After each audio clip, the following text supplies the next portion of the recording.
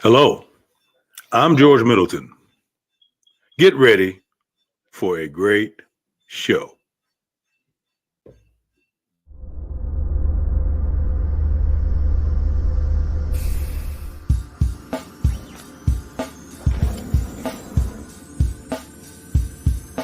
Black space is a place for us. Real people with real issues.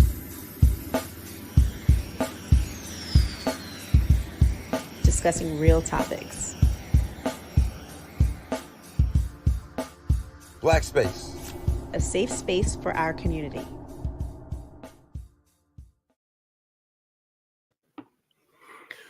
Hello, I'm George Middleton, your host this evening on this podcast episode of Black Space Live. The topic and title of our show today is rather unique. African Americans and the emerging legal cannabis landscape. Before we get into it, I'd like to take this time to briefly encourage you to like, subscribe, and share this podcast. In other words, don't be selfish with this content. Share the love. So we have a really unique panelist today, and I'm going to allow him to take a moment to introduce himself and let you all know what he's about, anything that he thinks you need to know about him.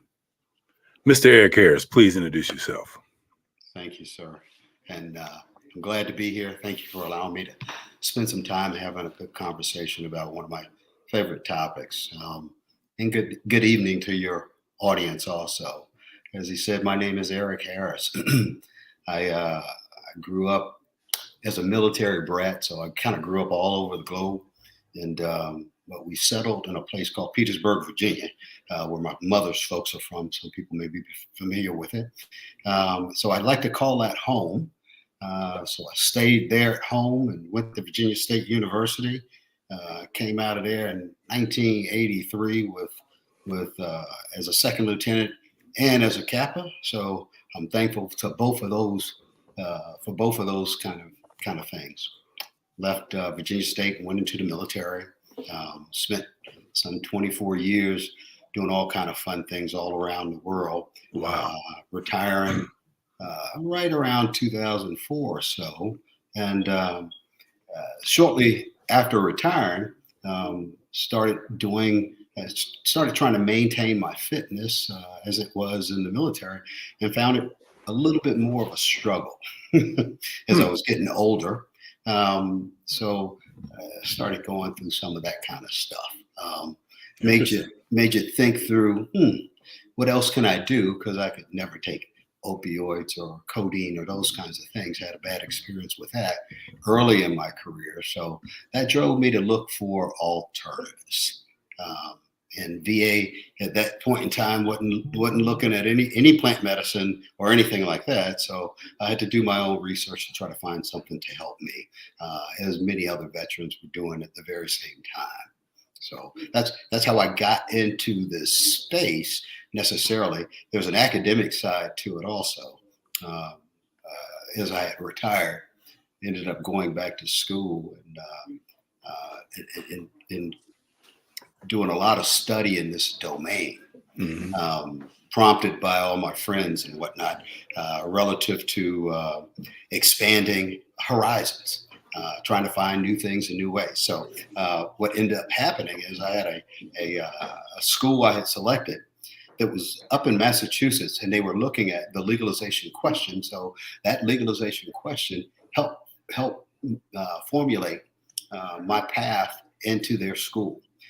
Selected a doctorate program in their business school, and couldn't find a problem with cannabis. Did a literature review and could not find a problem necessarily with cannabis, but I could find a lot of other problems with what they call drugs in our society.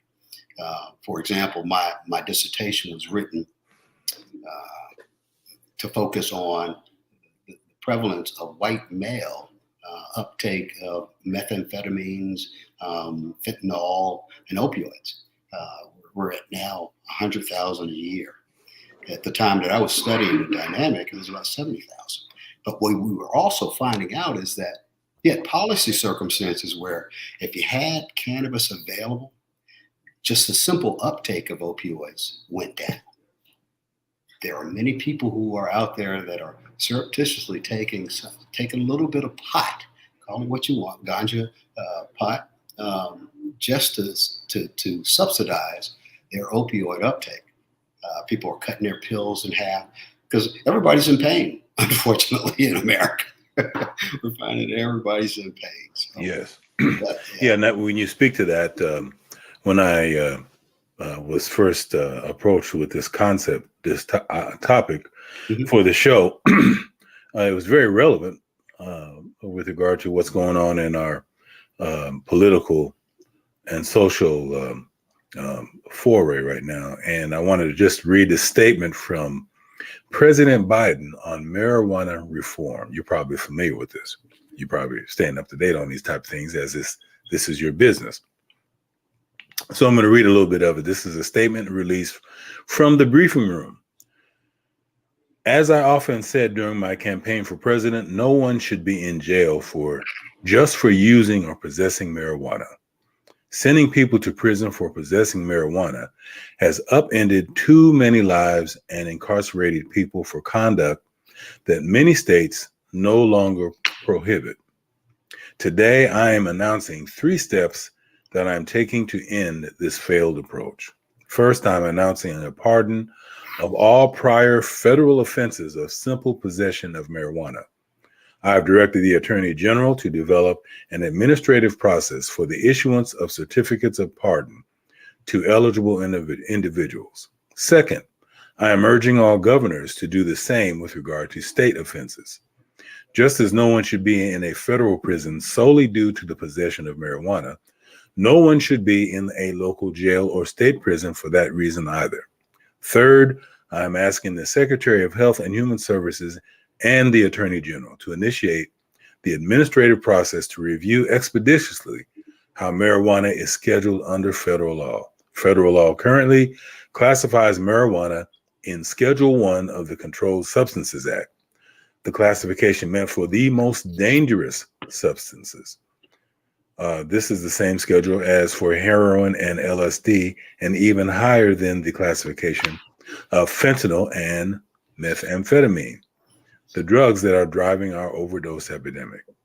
So I just, there's got to be a connection somewhere in what you're doing, your thought process, maybe even part of your motivation. I'm not sure. I just wanted to set that as kind of the contextual background for this discussion. Your thoughts? Yeah, huge question. Great one, and the timing is dead center.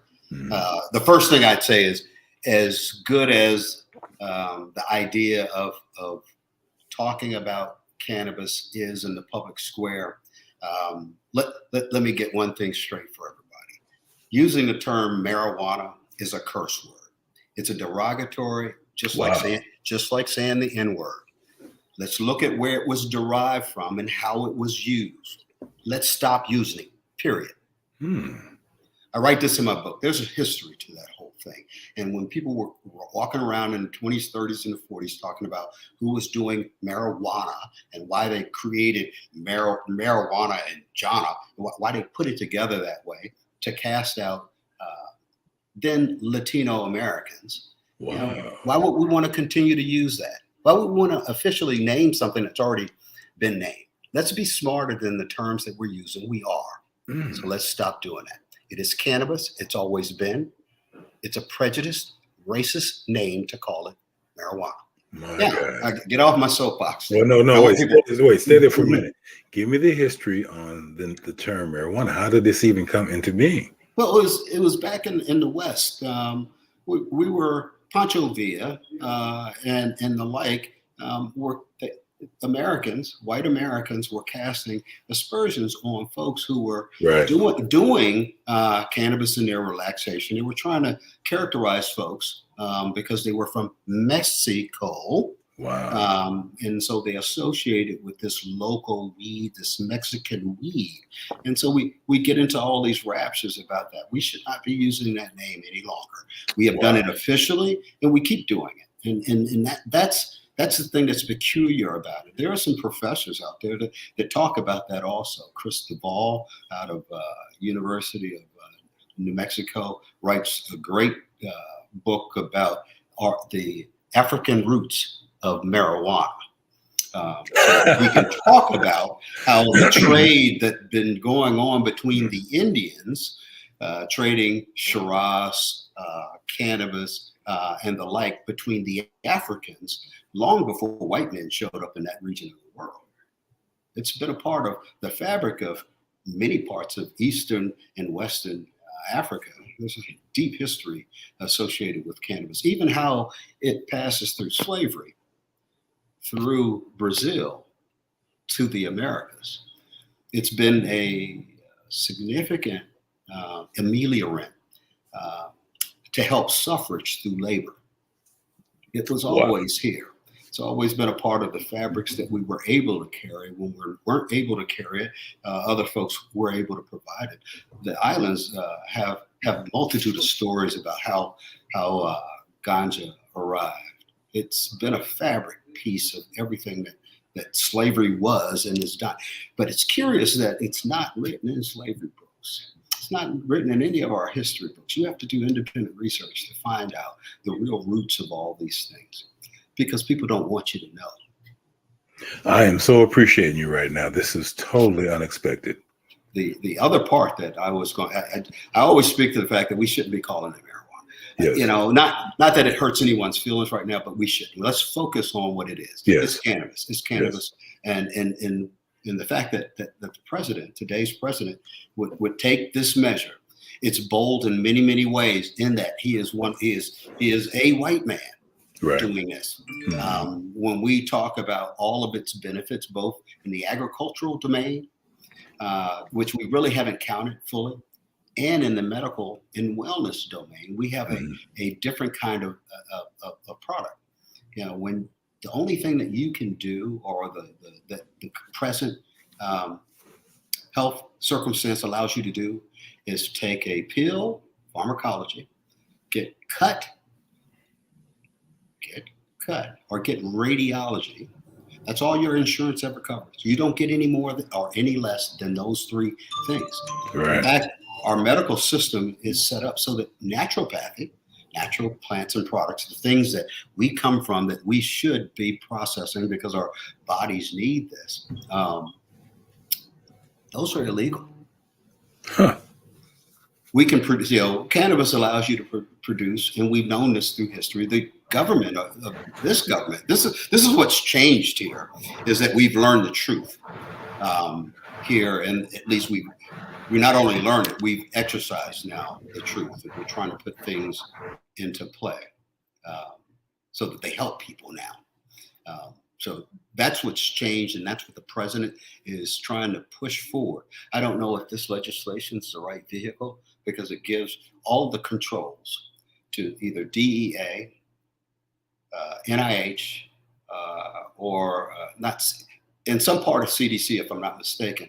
All the elements replete with those that make the decisions all the way during this 90-year period to keep it illegal. I don't understand how you would put the control of something that's evolving into the hands of someone who is prejudiced against it altogether. In fact, they're scientifically against it with no scientific artifacts to back it up. So I don't know how you just hand that over.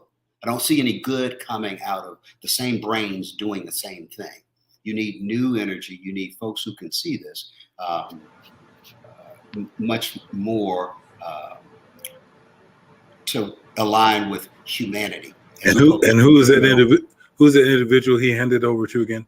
Oh, he's handed it back over to DEA, NIH, the elements, the government institutions that are the problem. Yes, that are the problem. They keep, poorly classifying what this is. We got to go really back to, how did it get to the schedule? How did it get on Schedule 1, right? The President Nixon, and this is why I tell you we know the truth. President Nixon said, "Hey, go do some research. I'm gonna get me a researcher and put together a great body of folks that can really tell me the truth about this."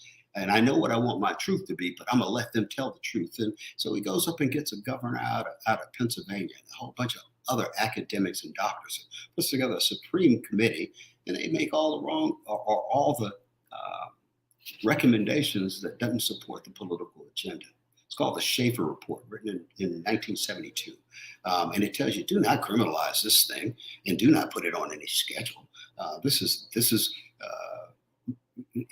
no different than having flowers or any, people are going to use it for purposes of intoxication, but it does no real harm. No, do not criminalize this plant. Do not criminalize this plant.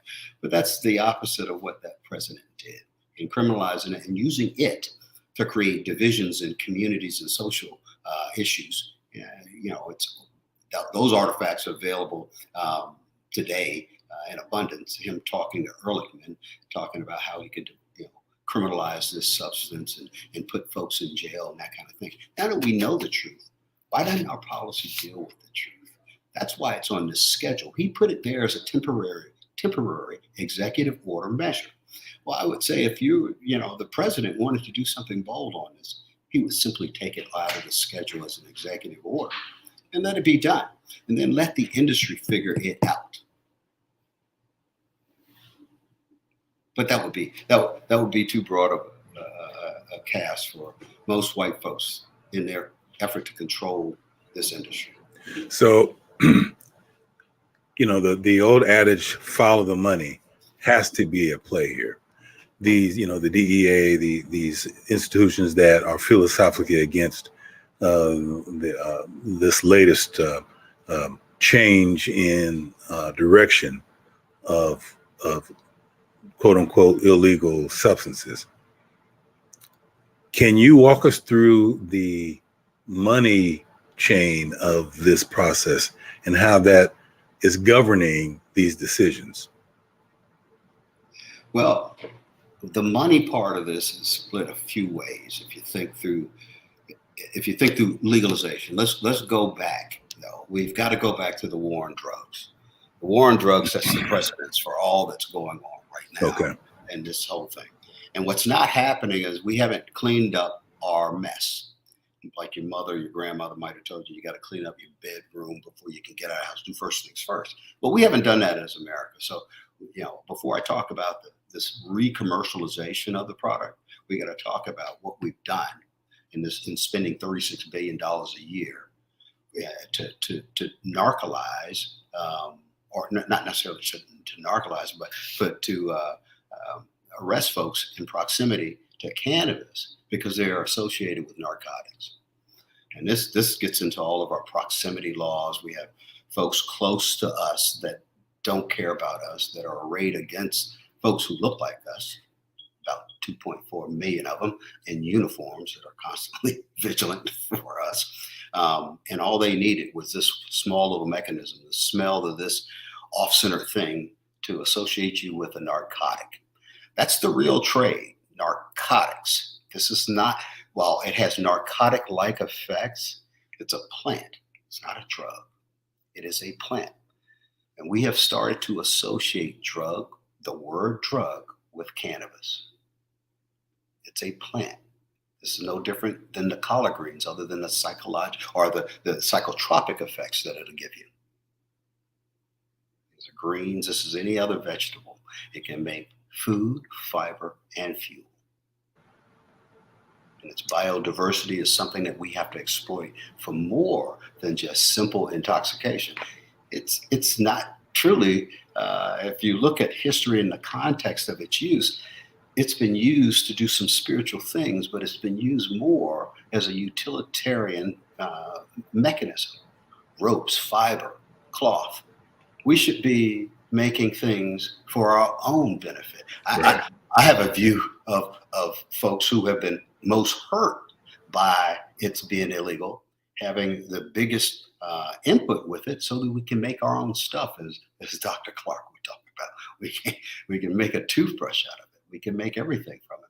We should be participating with the electric vehicle domain by making nano sheets with hemp so that we can form fit our own boxes because we know that they'll be more sexy than the other stuff out there. This is about us. Right. If we think about it in the grander scheme of things. I love it. I love it. So my primary work is as a therapist.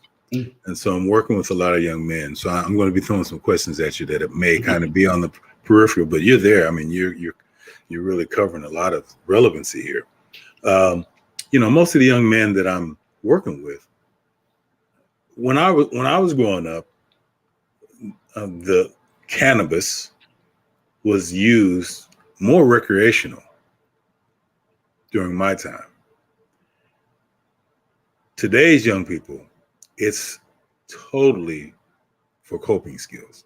It's not for enjoyment, so to speak. They talk about it as if it's for enjoyment, but they have to have it every day. Most of the young men I'm working with, they have to have it every day.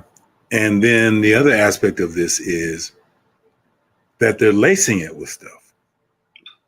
They're putting all these other processes, external substances within the plant that's killing a lot of our young men. So what could you share with me on that perspective?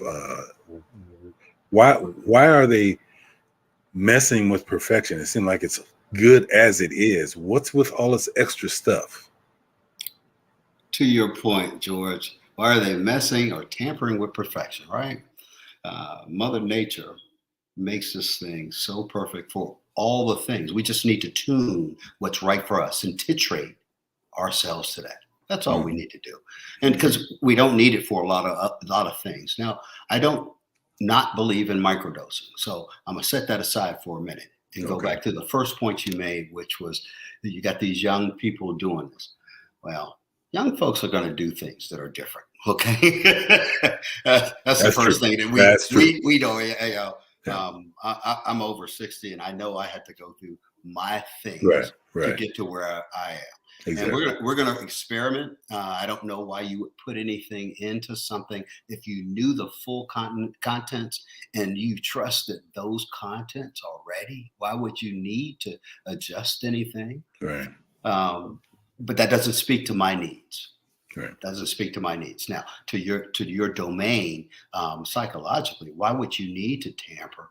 I can only speak to culture.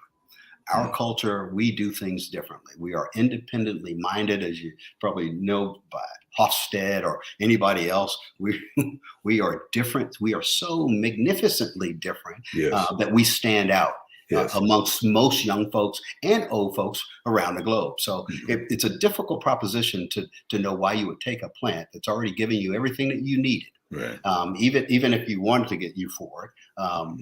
And then to adulterate it with something that's going to make it do something different. I cannot address that. I know that we should study it though. Yeah. This is what I do know. And I want to study that. What I'd love to be able to do, if the law would allow, is to have in my program those young men, after you have talked to them, come talk to me. So that then we can start writing down and cataloging some of these things, because these observations are scientific. Yes. Yes, I love it. I love it. And it's relevant today. Yes. Yes. You talked about earlier, the racial aspect of this plant, and you introduced a whole new. My platform is the connection between mental health and race ideology. So, I mean, you really just dropped some new knowledge on me in this area to study. But for the name of the plant to have been racialized and to be first beginning with the Hispanic culture and the original name being a slur, basically, is what you're saying. It's an insult. Americanized. Yeah. First. Yeah. And I mean, who would have thunk that? Because, the guys I grew up with, I'm a musician as well. So, cannabis and music go hand in hand.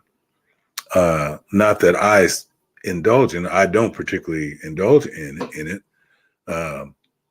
but a lot of my musician friends do.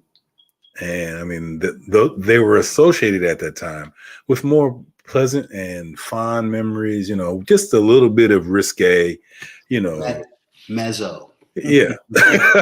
Oh, steeped in the culture of our jazz and traditions of that. Yes. Because all it did was enhance our features. It's a good thing.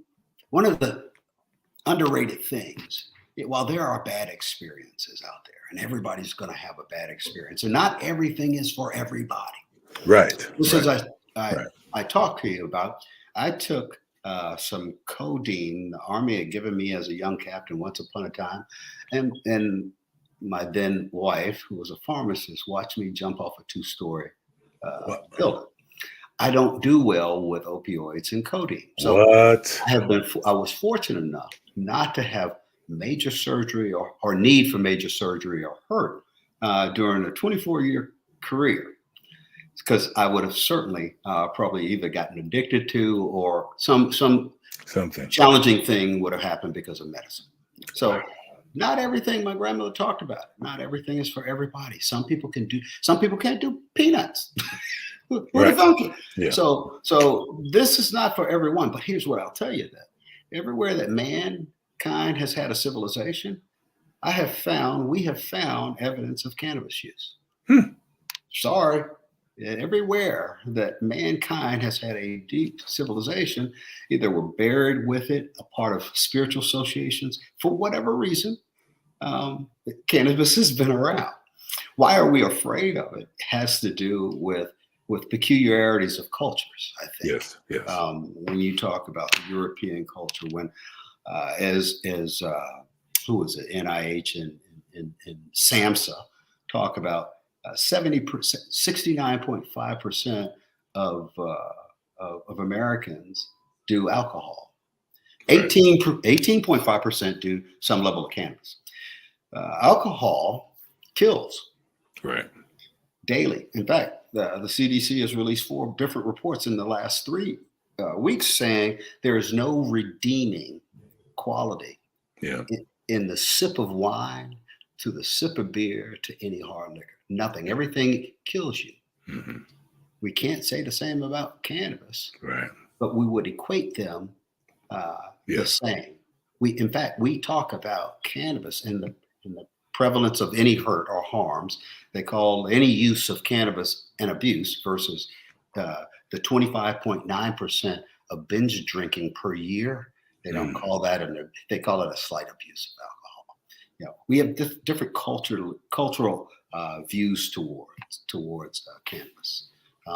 Worldview is changing though all around the globe. Our northern neighbor have just changed. Mexico has been trying to get it through the Senate to the president for the last 4 years. I think they may be successful. That would leave a sandwiched end. You've got countries in South America. Uruguay was the first. You've got Malta. You've got Lesotho in Africa. Israel is the leading research platform. Dr. McCollum, who discovered THC, Israel doesn't preclude their folks from using cannabis. Germany is about to go full up legal. Wow. The world has changed. Thailand just went legal. So lots of things are changing. And we've got to embrace a different way to view it. That's what it is. And I'm trying to change the conversation.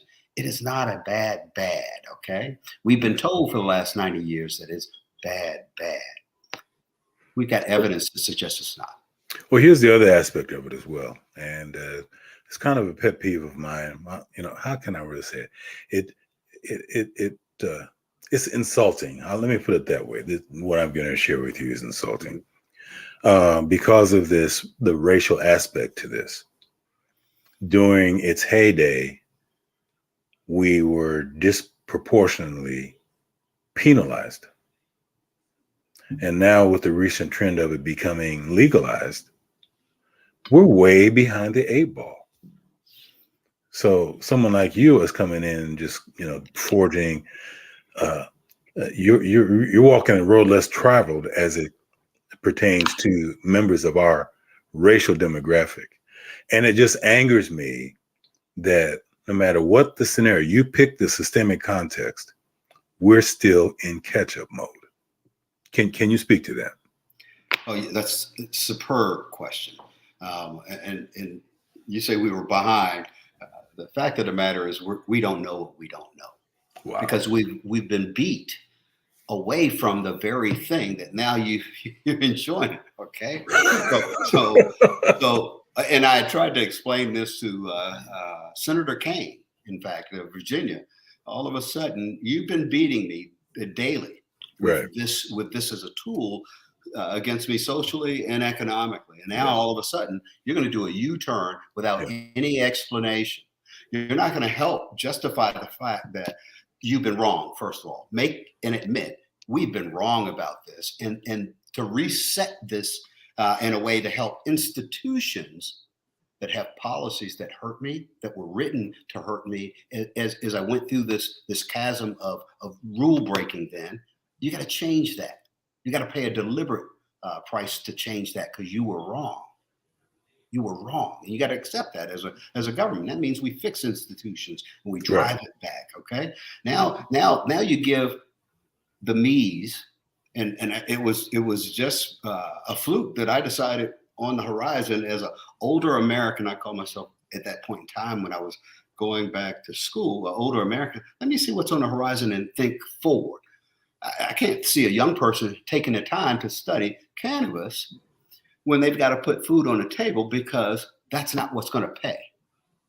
I can afford to do that and make that sacrifice. No young person is going to do that. So again, we have very few of us, people who look like us, of our 41 million, a quarter of which are children. We don't have folks interested in that. We're trying to survive and trying to get ahead off of what we know. What we know. So now we're talking about new domain, cannabis. Wow. What do you want to start? Do you want to start in the medical part? Do you want to start in the recreational part? How about the agricultural technological part? There's a whole host of things to do in this domain, in addition to making hemp. I mean, just why don't we just use this as a CO2 sequestration climate change tool also? We should be using this with water management on every rooftop. It sequesters more CO2 than any other plant. So you can't have a serious conversation about climate change and not talk about cannabis hemp. And we can do this 3-4 times a year where trees can only grow, every 20 years. This is easy. We can fix things. Now, I'm a Black man or woman in America thinking through cannabis. I need time to get my head around the idea that I am no longer at risk. That's the first thing. Yeah. And that's a cathartic feeling because of the risk. Risk to freedom is a huge thing. Now, given that honeymoon period, what things would I want to do and where do I see the horizon? Oh, by the way, all of that requires funding. Just to have the idea. To have the idea. Right. You have to start with your seed fund. I mean, I can talk most folks through the entire business process because you want to have a plan and a passion. But having that plan and passion requires you to have that seed and talking about where you're going to stack money for your investors. That's the fabric of what we're doing. They want to see that. They want to know whether or not they're going to get royalties. That's what an invest. If you don't understand that and you build your deck, your business proposal deck, and you can't show how a person is going to get their money back the very second chart, because it's going to be after the description, then you're not going to get in business. And here's what's crazy about it. You don't know that about this business in particular. Yeah. And this is heavily cash intensive because the risk profile is so high. Amazing. Shoot, people are going to wait. I saw it happening in Virginia. People are going to wait out on investing, particularly in non-big platforms that aren't the green leafs of the world, and that kind of thing, because they want you to go through all the cheetah flips and all the hurdles to get to your license and get operational. Why would I, as an investor, it may only be 50,000 or 75,000 or 200,000. Why would I want to give that to all your risk? So that's the other problem we have. But we have solutions on the other side of that, and they're coming. I'll mention one. There's a program that we're trying to start here in Baltimore, up in Baltimore, to try to get just those very people that you're talking about.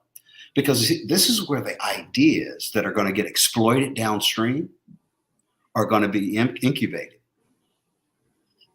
It's always our ideas that do that. Right. And so let's not, right now, 99.993% of all that, let's see what they make last year, $42 billion went to folks that don't look like us. Okay, how we're going to change that. Wow. Now we can start thinking about that. But before you got to get out of the honeymoon period. You got to get your idea. There's a path you've got to follow, and it's not overnight. No. They have been thinking about it because they're reconstructing Yes. an industry from scratch. Yeah. And that's so wrong. And that's going to create conflict. I'll talk about that, one of the times that we have a segment, because I think we're approaching this. And this is part of, this goes back to even what the president is doing. He's allowing the institutional structures to continue to put institutional structures in place that have no thought to how much damage they've caused. Right. They haven't done the backwards re-engineering that's required. They haven't even thought of something as simple as, for example, I'll use this as an example, because I think it's a good example. The state of Virginia, if you thought that market was worth $4 billion, why not, whatever they're doing to make $4 billion, it's a business success. Let's take the top $2 billion, whatever they're doing there, let's do that too. And then let's take all those extra police that are giving us this proximity problem that we have, because we can see it in statistics. Let's make those program and project managers and give them a whole bunch more money to change those folks who are doing the $2 billion at the bottom into the $2 billion at the top, so we can create a $6 billion industry. That would be just a regular approach. Why not take what you're doing? Why would you adopt before buy before create? It's already being done. This is not a new market. We've been doing this. At least folks have been trading in this space for a long time. Why not adopt some of that? Why, if I can take half of those police that can be program and project managers, pay them a lot more money. They've got the relationships. They know how to deal with people that are involved. Why not capitalize on something like that with common sense? Because the folks that are making the decisions about how they're going to make money have never lived or don't have an orientation like you or me. I don't know what happened. Something happened? Did something happen? Yeah, on my side, I think it was because Did you lose the screen? What'd you lose? Yeah, I lost the screen. Okay. Yeah. You can hear me. I see you still. Okay. I think I'm coming back. Okay. I think I'm coming back. A call came into my computer. Okay. Yeah. Yes. Okay. Now. Gotcha. So while you're doing that, well, you hit on something there, which again, the more you talk, the more of this stuff is coming to me. Yeah. I mean, I'm really enjoying this conversation here. I'm back. The idea of just letting us in the game is more complex than just letting us in the game, as you pretty much explained. From your perspective, I could be wrong, but statistically, what I'm about to say bears out in just about every other aspect as it pertains to race, qualifications, competitive competence. But I'm willing to put good money that for an established, clearly intelligent, definitely educated about what you're doing, this is more than just a job for you or just something to do. You've got some passion. You've got some. There's a real mission here that I'm hearing in you speak. But I'm willing to bet good money that even with all your credentials, all your qualifications, that because of the level of melanin, you were given more hoops and less benefit of the doubt for your level, your qualifications, your achievements than someone who is probably nowhere near your level of talent and ability. Would I be over my skis in making that assumption? First, let's say thank you for all the compliments. And I would only hope that I could live up to a couple of them. But I do appreciate it. I don't know from where I sit that that's not the case with every you and me. I served in the military for 24 years, and I got to see some of the most talented people you can ever imagine, just in that genre, right? In that field, yes. Yeah. And I saw some of them reach the top levels and still not get their due. We have, well, then I'm a historian also, a Black historian.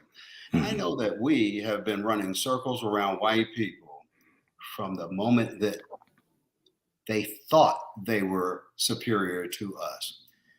Even if they've kept information from us and kept us away from all the knowledge that we truly need, we always knew through this 600-year period that there was something malaligned. Yeah. And you can't call it, what do they call it? What is it? Dress mania. When a slave wants to run away, he's got a mental condition, dress mania. Yes. And I said, are you kidding me? So the Mm-hmm. very act of wanting to not be caged is a mental condition. We have both studied the same thing. Yes, sir. So, yes, sir. Yes, sir. That fear, that incessant fear of white people, when you see the evidence of the 29th dynasty and you see the evidence of a Hutu woman who can scream things into you and make you curl and die, you put rocks in their mouths. These are things that they've done to our people. I don't have to justify the fact that they're always going to think they're better. We're not going to get our opportunity until we get resources and we control a mechanism. And I say that mechanism, one of them is cannabis. They beat us with it. Why not take all of it? Actually, I'd like to export it so that the Pan-African, and oh, by the way, the global majority, which are me and folks like you, can own something that we can produce and distribute and make what we want. Leave me alone. I can produce my own food. We've lost the bubble on being able to produce, and as long as we've got to ask someone else for paper, for medicine, for anything else, we can't get forward unless they say so. Cannabis is an opportunity. You are preaching this, man. That's the ultimate. That's where the rubber meets the road. But that's even a process to get there. We are as it pertains to our demographic in particular, but I would say even in their demographic, it's similar to, I'm sure you heard this analogy before, similar to the Matrix. That concept of you're in this la version of delusion and unreality that keeps you content, keeps you satisfied, but it just keeps this sheath over your face from the reality. And meanwhile, those behind the curtain are sucking you dry. They're just extracting all the minerals from you, from your thought, from your body, from your energy, and just leaving you enough to exist. Just leaving you enough so that you don't die. But they are sucking, it's a succubus, just continually extracting and keeping you apart from life. I think you're hitting it dead center. That social learning conditioned response has got us trained to a place where All we have to do is see some new jingle or be distracted by something that doesn't matter.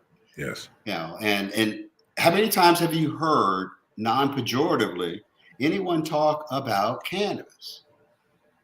No one. It's happening everywhere, but no one has come out in public and said, look this is good news. We have 22 or 21 states in DC fully legal.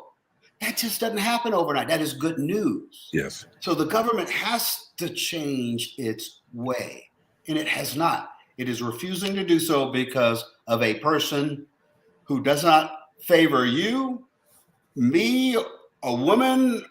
That's all I need to say. And these are consistently the decision makers, and they cannot be. This is a blind spot. Yes.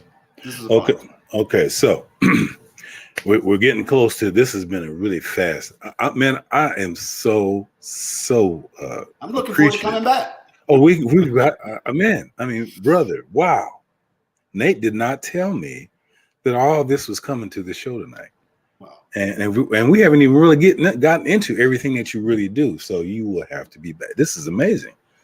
So I want to talk about shamelessly. I want to spot my book. Okay, so I'm gonna give you.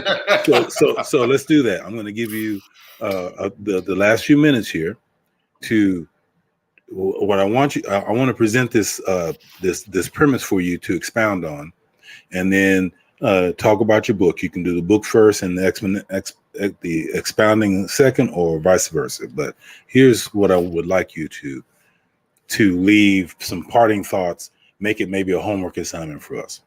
As a therapist, a lot of the young men that look like us aren't having high success in the academic environment.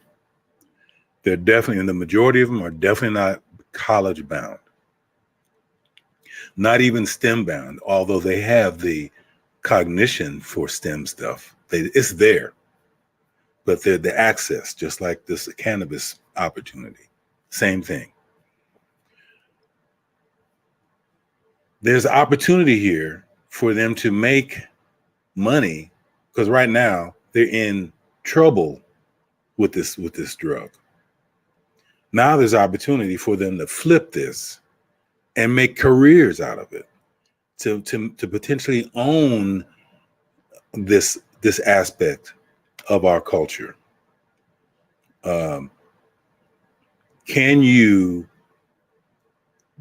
leave some words that maybe I could start to use when I'm talking to my young men, how to introduce this cannabis in a way that inspires them to be about education, to be about ownership, to be about creating careers in this field that does not kill our neighborhoods and kill our people and brings life, in hugely successful ways.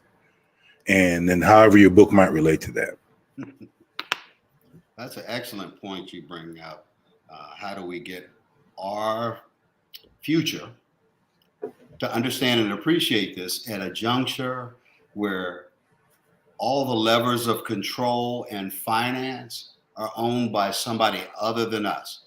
Yes. Concurrently, there's another market going on that they see. It's a gray and black market that they've been playing in already. And you're telling them to wait for the white man to get his stuff together so he can participate? I think there's some growing to do because there's some education that has to happen at the highest level in this entire environment. And that's part of why I was a little bit disappointed in my good president. He did a good thing at getting this in the public square, but we haven't gotten it where it needs to be. Until a guy like me or who is it up at Columbia, someone who has studied, at least given some time to the domain, sits in the White House Drug Policy Office, you won't get another perspective. You get all white men there, you're going to get all white men perspective. White men perspective will never say, hey, how about that segment of the population that we threw in jail who have still a whole segment of folks because we set the conditions for that we got to change, that we want to give them an enterprise opportunity. How do we do that? White men tend not to want to do that when they're sitting in institutions. We have to penetrate those things.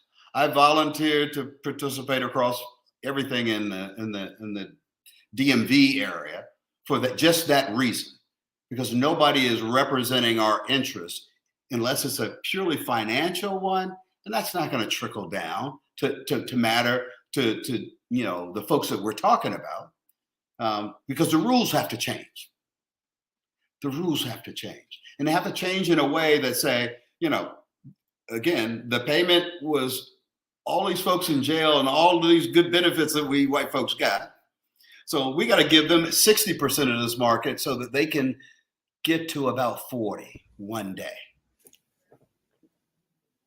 And these have to be serious things, but they're not serious people right now. Young folks are entertaining the idea. It's us baby boomers and olders that tend to be stuck in a place. And I know why. This is the reason why I wrote this. This is called Cannabis and Wellness, a practical update for baby boomers, so that we can begin to start having conversations differently about this. I want to introduce this to the VA so that those doctors who were not ever trained about cannabis, who have a survey from veterans that say 83% want to have access to alternative things, because we are different. And I'll tell you how, when only a small percentage actually pursue careers or serve, you got 1.9 million veterans walking around. And they need alternative kinds of things. We are not regular. We didn't do regular things to get hurt. So that special community, as President Lincoln said, the VA is there to care for these folks only. Not try to meld stuff over here that the 99% are doing.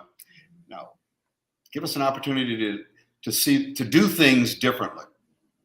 So I think a new conversation has to start scientifically and socially about this product, this plant. Be aware it is simply a plant. Doesn't hurt anybody.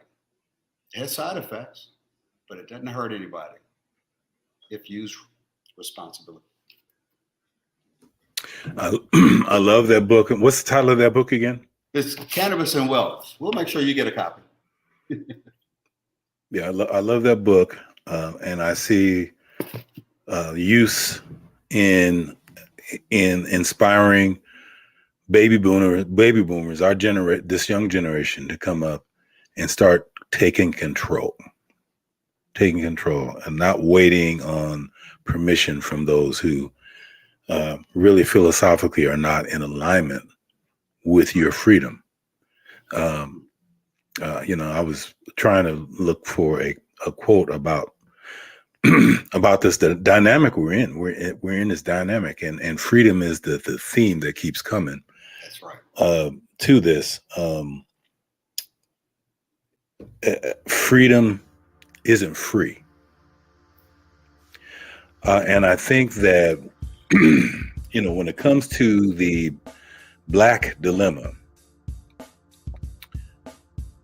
even our response, we're limited in our response because we're either on one extreme of total passivity, acceptance, assimilation, resignation, or to the other side of the extreme, which is violence and rebellion. There's no in-betweens. There's no nuanced strategical response. It's all reactionary. It's a release of control. But we've got to change our mindset about what this freedom thing is, because you don't ask somebody for freedom. That's right. If you got to ask, you really got to question the sanity in that. So I'm looking here. This is a Wikipedia. Let me just read. I don't know if this is going to hit it or not, but freedom isn't free. freedom ain't free is an American idiom. The expression is used to describe sacrifice during times of crisis, being used widely in the United States to express gratitude to the military for defending freedom. So, that's an interesting piece. But here's the one thing when I read this,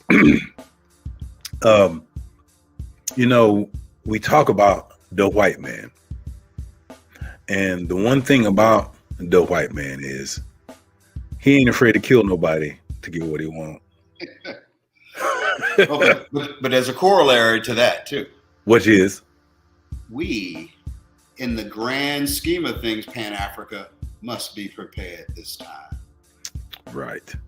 That's where I was getting to. And here's the other aspect to that. And I'm going to you may already be here what I'm about to say, but we'll discuss it when you come back. Yes, sir. In my platform, the work that I do addressing race and mental health, as long as we as a black demographic are thinking racially, because that's what black is, it's a racial identity created by the European, because before we were black, we were something else. We will never get to that concept of the corollary you're talking about under our current mindset. It's not going to happen until we do a significant mind change. Gil Scott-Heron said, the revolution first begins in the mind. He's not playing. And we are not ready to do that mental work, and we need to get ready. So this is deep, man. I love you, man. I love you too. We got to do this again soon. Love the conversation, and I will leave you with this one thought that I've started not saying that I am an African American. Right. I've shifted that. Okay. I'm an American African. Thank you, brother. Once you figure that out. Thank you, brother. Once people start figuring that out, come on, we'll be okay. Come on, we're gonna talk more. We coming back to this. This is what I'm talking about. Nate, make sure this brother come back quick, because that's it. I'm right with you on that, man. So we got to talk more about that. Amen. Wow. Wonderful meeting you, George. Woo! Man, I have been filled tonight. This is awesome, man. Wow. Thank you so much, Eric. Thank you. Well, hey, this has been great. I hope you all enjoyed this as much as I did, because I really been filled with this conversation, and I'm excited to follow this brother, get his book. Say that title one more time, brother. Cannabis and Wellness. Even if you're not ready to read it right now, get the book. Because here's the thing. A book like that is a resource. It's not something you just sit down and read front to back and say, okay, I read the book. No, you're going to need to read that book several times over. It's going to hit you different. And we need to start doing that. We need to increase our intellectual processes in terms of acquiring information. So make sure you get the brother's book. So anyway, to everybody, thank you for hanging out. Have a great week. And until the next time we meet, we will see you in the black space.